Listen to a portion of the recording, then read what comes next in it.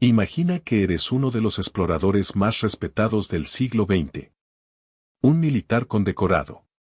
Un héroe de guerra. Un hombre que ha sobrevolado los dos extremos del planeta y que jamás, en toda su carrera, ha necesitado inventar nada para impresionar al mundo. Ahora imagina que un día, durante un vuelo de reconocimiento rutinario sobre el continente más inhóspito de la Tierra, algo sucede. Algo que no está en ningún mapa. Algo que no debería existir. Y cuando regresas y lo cuentas, te hacen callar. Te confiscan las grabaciones.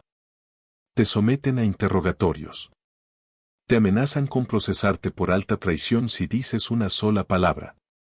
¿Qué clase de secreto tiene ese poder? ¿Qué puede ver un hombre con los ojos abiertos, y no le permiten contarlo? Hoy vamos a hablar del almirante Richard Evelyn Byrd. De su diario más oscuro. Y de lo que supuestamente vio más allá del hielo antártico en febrero de 1947. Porque si hay algo peor que un misterio sin respuesta, es una respuesta que alguien decidió enterrar. Para entender por qué esta historia importa, primero necesitas entender quién era este hombre.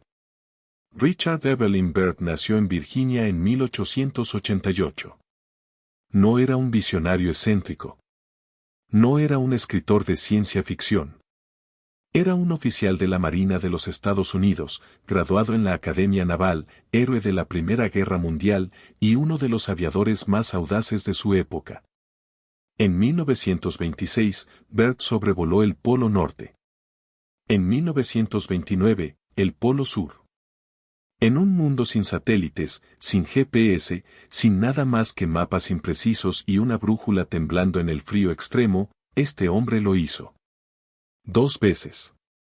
Era el tipo de persona a quien el gobierno confía misiones imposibles.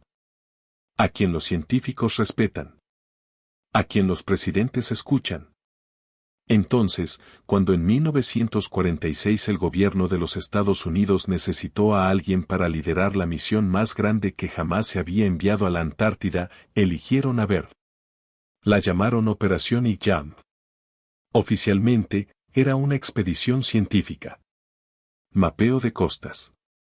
Análisis climático. Evaluación de bases potenciales. Pero aquí es donde algo no encaja. ¿Cuántos científicos necesitas para mapear una costa? ¿4.700 hombres armados? ¿13 barcos de guerra?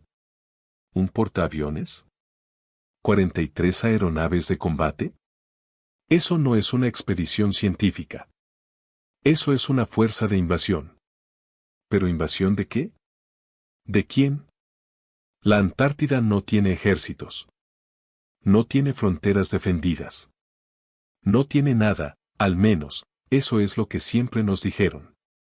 La operación I-Jump comenzó en diciembre de 1946. Estaba programada para durar entre 6 y 8 meses. Una operación de esta magnitud, con esta inversión de recursos, debería haber durado exactamente lo planeado. Duró 6 semanas. En febrero de 1947, la flota entera fue retirada de emergencia. Sin explicación pública convincente. El gobierno habló de problemas climáticos. De fallos técnicos. De imprevistos logísticos. Pero los hombres que volvieron distintos. Con heridas que nadie supo explicar bien. Con el silencio tenso de quienes han visto algo que no están autorizados a describir. Y el almirante Byrd dio una entrevista que nadie en Washington esperaba. En una declaración pública ante medios chilenos, el almirante, un hombre famoso por su precisión y su frialdad, advirtió que los Estados Unidos debían prepararse para defender su espacio aéreo contra aeronaves enemigas capaces de volar de un polo a otro a velocidades increíbles. En 1947, cuando los aviones más rápidos del mundo apenas superaban los 800 kilómetros por hora. ¿De qué estaba hablando? ¿A quién le estaba advirtiendo? El almirante Byrd murió en 1957. Y con él, murió con su gran secreto. En la década de 1970, comenzó a circular un documento. Lo pasaban de mano en mano investigadores independientes, periodistas y militares retirados que hablaban en voz baja. Era un diario mecanografiado. Privado. Personal. Y llevaba la firma del almirante Richard Evelyn Byrd. No era parte de la bitácora oficial de la Armada. Era otra cosa. Era el registro de lo que realmente ocurrió el 19 de febrero de 1947 sobre los cielos de la Antártida. Según ese diario, durante un vuelo de reconocimiento hacia el interior del continente, algo comenzó a fallar. Primero, las brújulas. Las magnéticas. Las de giro. Todas empezaron a girar sin control, como si el norte hubiera dejado de existir. Después, la temperatura. El termómetro exterior, que debería marcar decenas de grados bajo cero, empezó a subir. Inexplicablemente. Hasta marcar temperaturas que no tienen ningún lugar en el mapa de la Antártida. Y entonces, el hielo desapareció. Byrd describe que después de atravesar una densa niebla y al salir vio algo inquietante: lagos, valles verdes, ríos fluyendo, montañas cubiertas de vegetación verde y una luz que no venía del sol. Una paleta de colores que no debería existir bajo ese cielo gris polar. Y en algún punto de ese paisaje imposible, notó algo que le heló la sangre a pesar del calor inexplicable: un animal grande, de pelaje largo, caminando entre los árboles. Algo que los paleontólogos llevan siglos llamando extinto. Un mamut. Antes de que pudiera procesar lo que estaba viendo, el avión fue interceptado. No por cazas convencionales. Por objetos metálicos en forma de disco. Silenciosos. Sin motores visibles. Sin las marcas de ningún país. Una voz llegó a través de la radio, pero Byrd escribe que no sonó exactamente como una transmisión normal. Sonó como si las palabras aparecieran directamente en su cabeza. En un inglés fluido, con un acento que describió como nórdico germánico. Y la voz dijo que no tenían nada que temer. El control del avión fue tomado de forma remota. Suavemente. Y lo llevaron a aterrizar. Lo que Byrd describe al descender del avión desafía todo lo que creemos saber sobre la geografía de nuestro planeta. Una ciudad. Resplandeciente. Construida con materiales que no reconoció. Arquitectura que no correspondía a ninguna civilización conocida de la superficie. Y una energía, limpia, vibracional, que zumbaba suavemente en el aire sin ninguna fuente visible de combustión. Los seres que lo recibieron eran altos. De piel clara. Cabellos rubios. Serenos. Y lo llamaban por su nombre. Se identificaron como los habitantes de Agartha, el reino interior. Y lo escoltaron ante quien describieron como el maestro del mundo interior. El mensaje que este ser le transmitió no era hostil. Era urgente. Durante milenios, explicaron, habían observado a la humanidad de la superficie sin intervenir. Era su norma. No su lugar. No su derecho. Pero en agosto de 1945, algo cambió. Hiroshima. Nagasaki. Las primeras detonaciones atómicas de la historia. Y según el maestro, esas explosiones no solo destruyeron dos ciudades. Rompieron algo. Algo en el tejido del espacio-tiempo. Algo que afectó no solo la superficie del planeta, sino sus dimensiones internas.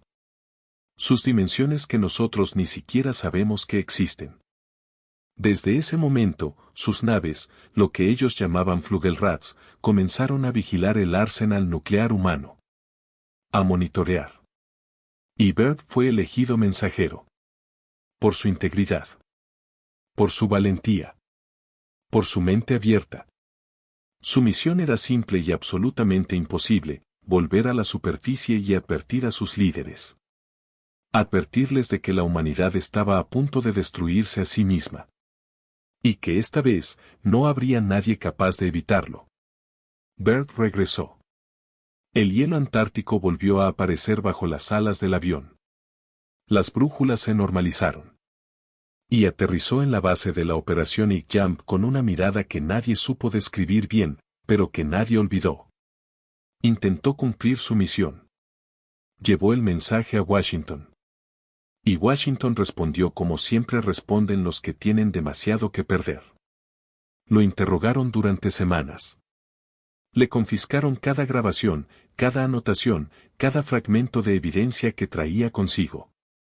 Y le dejaron muy claro lo que significaría seguir hablando: traición, juicio. El fin de todo lo que él había construido en 40 años de servicio. Byrd era un militar que obedecía. Pero algo en él no pudo callarse del todo. Escribió el diario. En las sombras. Para la historia. Para alguien que algún día pudiera leerlo y entender.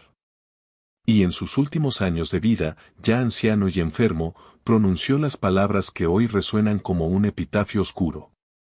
El mundo no está preparado para lo que hay más allá del hielo. Murió en 1957. Sin haber podido contar nada. O quizás, sin haber querido terminar de contarlo. Aquí es donde la historia se complica. Y se pone más interesante. Algunos investigadores, como el historiador Richard Dowling, plantean una hipótesis perturbadora: ¿y si el diario es real, pero no de la manera que creemos? ¿Y si el propio gobierno lo fabricó? Piénsalo un momento.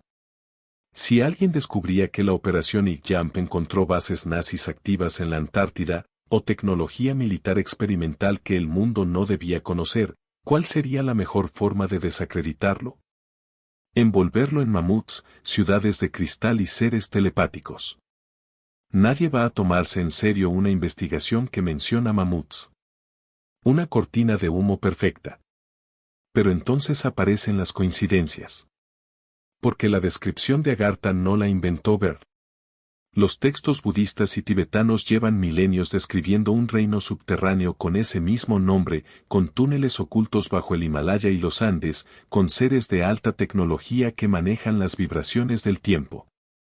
El explorador Ferdinando Sendowski ya lo documentó en los años 20, décadas antes de que el diario de Byrd existiera. ¿Coincidencia cultural? ¿Memoria colectiva de algo real? ¿O todos están bebiendo de la misma leyenda? Y luego están los hechos que no necesitan ningún diario para ser inquietantes. El 90% de la Antártida sigue sin explorar. Los satélites comerciales tienen restricciones específicas sobre ciertas zonas de anomalías magnéticas del continente. Años más tarde ocurre algo curioso: en 1958 se crea la NASA, una agencia que pondría la mirada del mundo hacia el espacio. Y justo después, se firma el Tratado Antártico que limita las expediciones privadas con una burocracia que algunos científicos describen como excesiva para un territorio supuestamente vacío. Y bajo kilómetros de hielo, los geólogos han confirmado la existencia de lagos subglaciales aislados, con microorganismos desconocidos para la ciencia, que sobreviven sin luz solar, sin contacto con el exterior, en ecosistemas que no deberían ser posibles. Si eso puede existir bajo el hielo, ¿qué más puede existir? No sé si el almirante Byrd entró en la tierra hueca. No sé si habló con seres de Agartha. No sé si ese diario es auténtico o una elaborada operación de desinformación. Pero sí sé algo. Sé que un hombre que no necesitaba inventar nada, dijo algo que le costó el silencio. Sé que una expedición diseñada para meses fue abortada en semanas. Sé que hay un continente del tamaño de Europa y Asia juntas, del que oficialmente conocemos el 10%. Y sé que las últimas palabras conocidas de Byrd sobre la Antártida no fueron técnicas. No fueron científicas. Fueron una advertencia. El mundo no está preparado para lo que hay más allá del hielo. ¿Estaba hablando de una civilización perdida? ¿De tecnología que no comprendemos?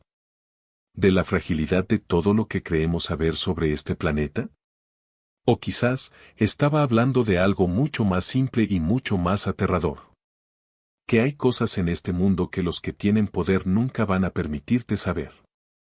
No porque seas incapaz de comprenderlas, sino porque si las comprendieras, todo cambiaría.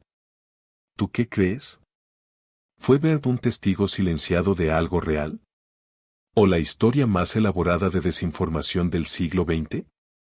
Déjamelo en los comentarios, porque esta historia no termina aquí. Si llegaste hasta el final, ya sabes lo que hacer, suscríbete al canal, activa la campana, y comparte este video con alguien que crea que ya lo sabe todo sobre el mundo. Porque hay cosas que todavía están enterradas bajo el hielo, esperando.